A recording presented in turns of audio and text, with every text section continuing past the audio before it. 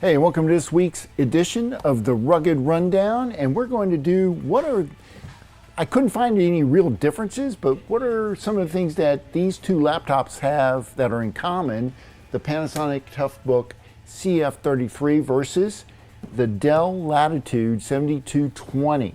Well, they both have, obviously, the keyboard where the tablet pulls off like this. The Panasonic does it like that. The Dell has a cooler one where it's got a magnetic connector, which I really like. They both have backlit chiclet keyboards. They both have touch screen like this. Now the Panasonic screen, as you can see, is going to be a little bigger than the Dell. And what Panasonic's done is they use the handle as your kickstand. So you pull it out, that way whenever your screen is out, it won't tip over. Dell, on the other side, has a kickstand built into the back here that folds down. Now it's not as elegant as the CF-33 the way it's designed, but it gets the job done. The other nice thing about this Dell Latitude is the size. So it's going to be smaller than your Panasonic CF-33 when you're walking around with it. But again, the 33 has a bigger screen.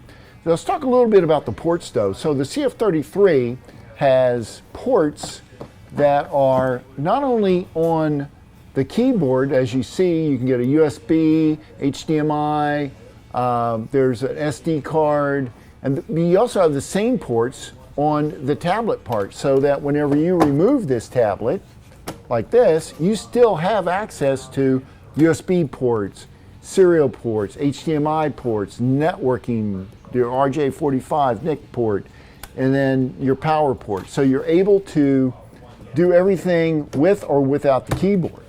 With the Dell, the keyboard has no ports. It is just a straight up flat keyboard. Now, the tablet itself has fewer ports as well.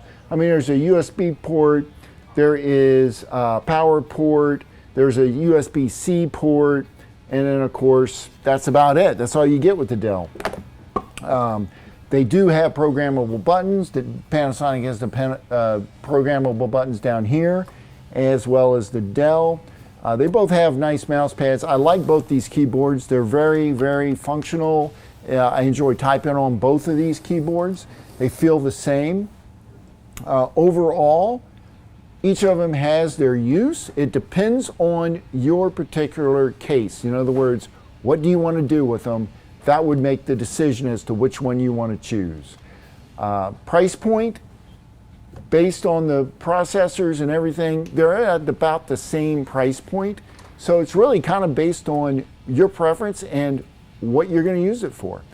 Well, that's all I got for you this week. Don't forget to like this video, subscribe to the channel, and I'll see you guys next week.